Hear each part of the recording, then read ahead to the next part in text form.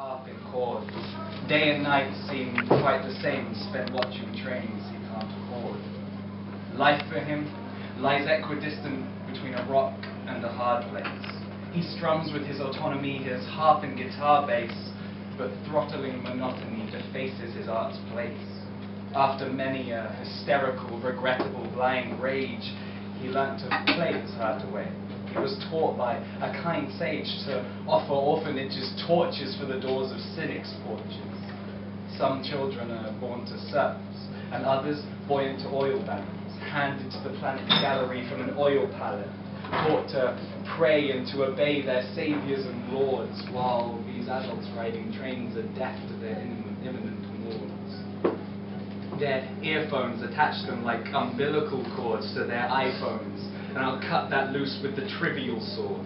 The biblical proportions of their introversion cause mass mirror distortions and are self-serving insurgents, businessmen with misdirected fervor, chasing tales of careers that are heading further and further and further down the tunnel where there's no signal. They're reading its walls and searching for their sigil, inscribed somewhere in the black, disguised somehow as the lack of adventure in their lives that's drenched in the day-to-day, thirsts unquenched and fenced in by the only way to play. Here on Earth, our generation is inexpendable.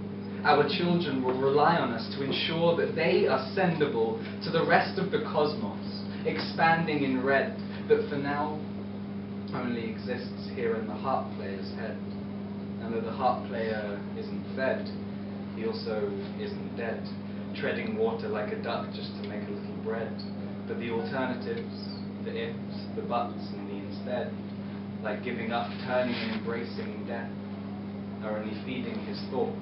Then what he plays says the rest.